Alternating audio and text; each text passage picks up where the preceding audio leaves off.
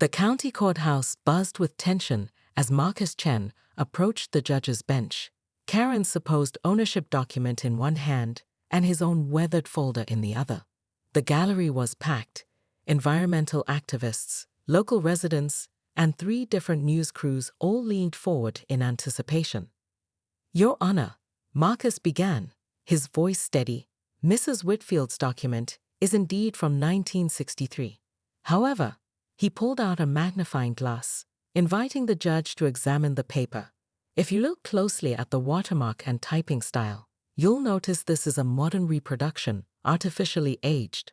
The original deed, which I have right here, tells a very different story."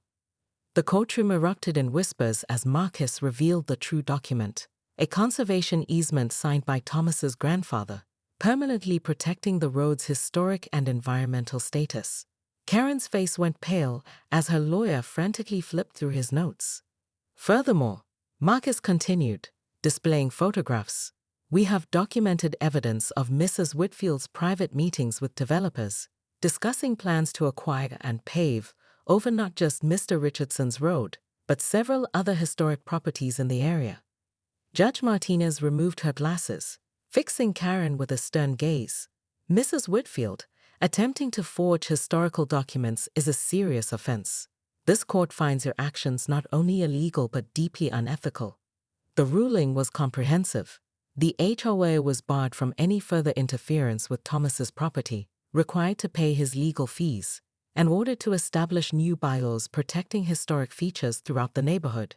Karen resigned that afternoon, her dreams of development deals crumbling like the gravel she'd so despised.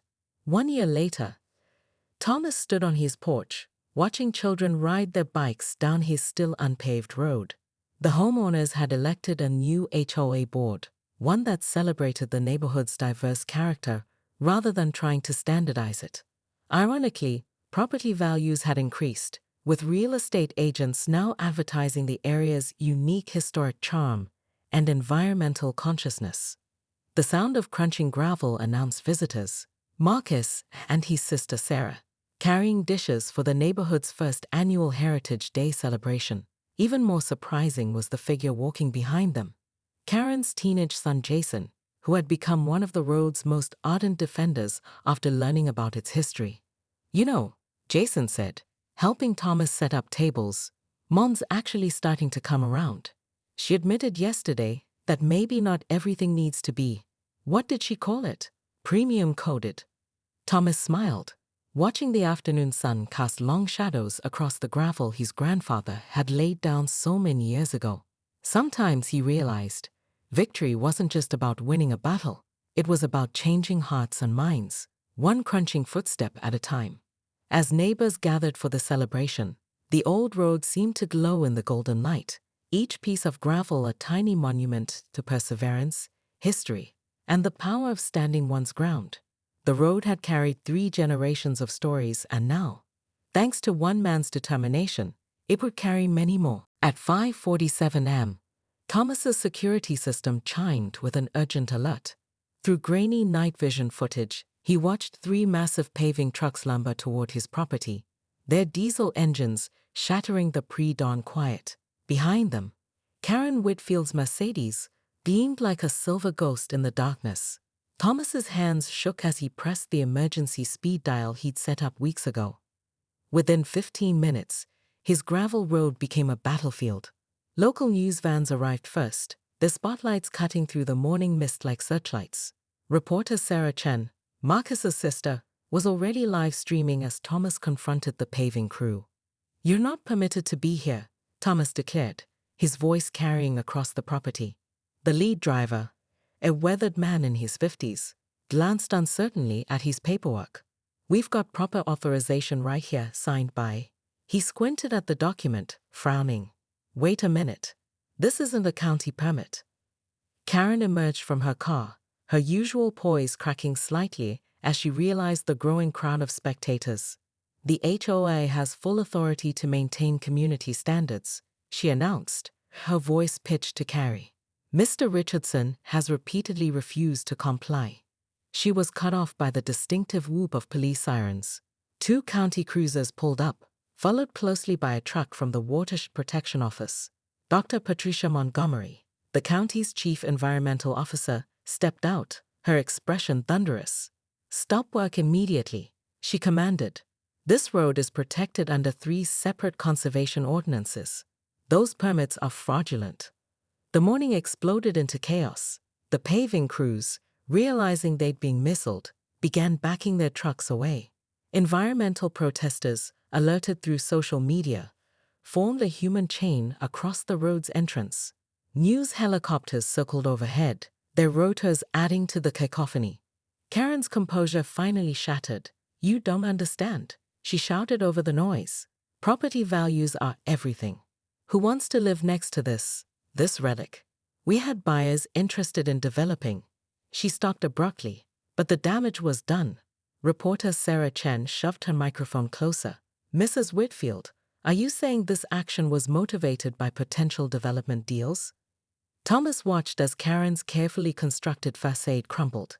Behind her, several HOA board members were already distancing themselves, literally and figuratively. But Karen wasn't finished. From her car, she retrieved a manila envelope. "I didn't want to do this," she announced, her voice brittle. "But this document proves the road was deeded to the community in 1963. It was never your private property, Mr. Richardson." Marcus stepped forward, a slight smile playing at his lips. "Really, Mrs. Whitfield? Because I have something you might want to see first." Continued in Part 4. The morning sun hadn't yet cleared the treetops when Karen Whitfield's white Mercedes crawled up Thomas's gravel road, moving as cautiously as a cat in water. She wasn't alone. 2 men in expensive suits occupied her backseat, and a professional photographer trailed behind in a separate vehicle. Thomas watched from his kitchen window, sipping coffee from his father's old Marine Corps mug, as Karen's impromptu documentary team spread across his property like invading forces. "You're trespassing," he called out calmly, stepping onto his porch. The coffee mug was warm in his hands, a small comfort against the autumn chill.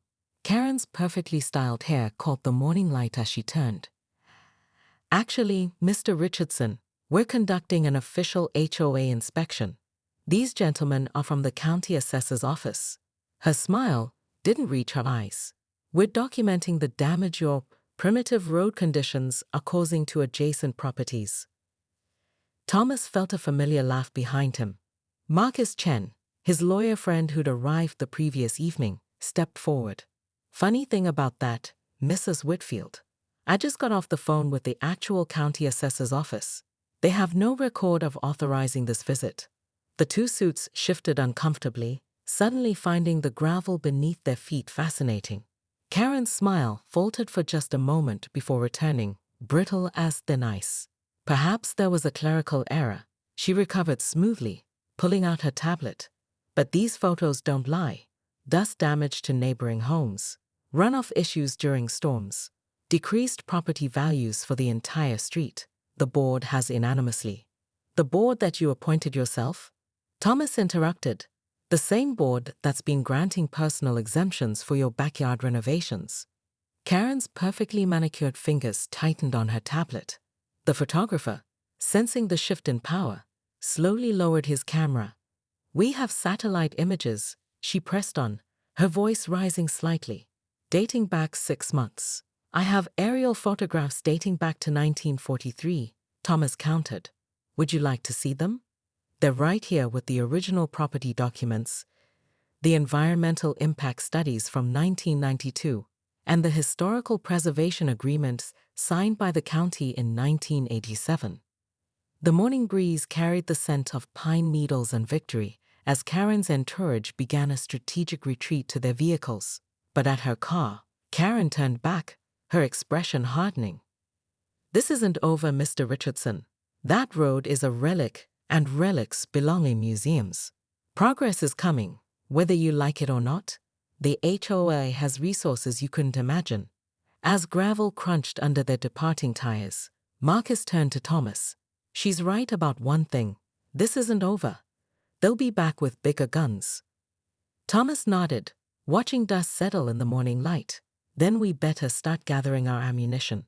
Continued in parts 3 to 4. Thomas Richardson was elbow deep in his prized tomato garden when his neighbor's teenage son came sprinting up his gravel driveway, kicking up dust clouds. "Mr. Richardson, they're trying to force everyone to change their properties."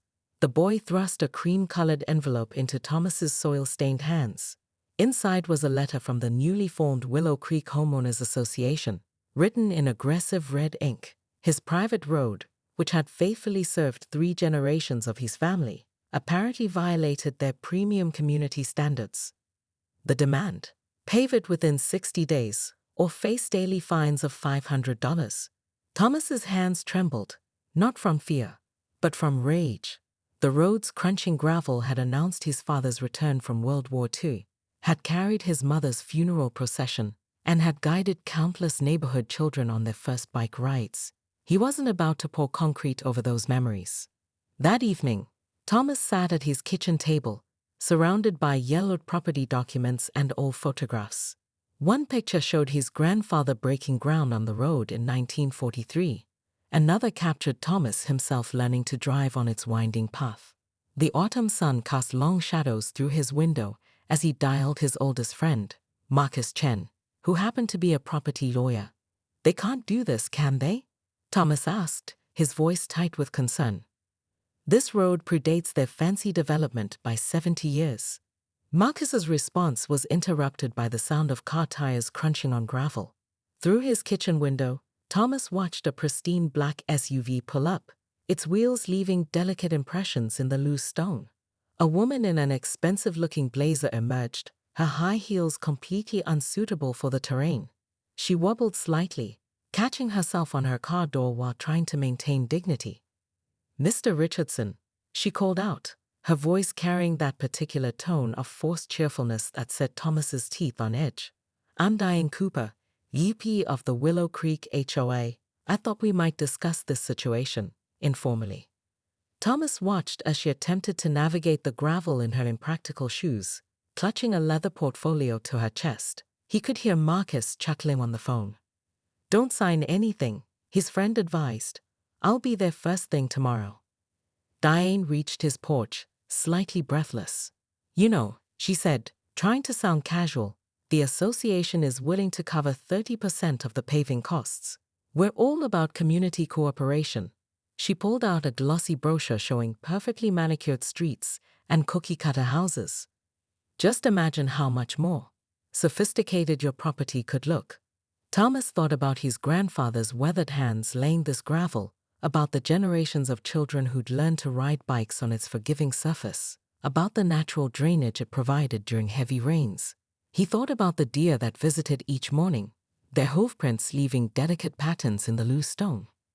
"Ms. Cooper," he said quietly, his voice carrying the weight of decades, "this road isn't just a path to my house. It's a thread through time, connecting everything that matters to me.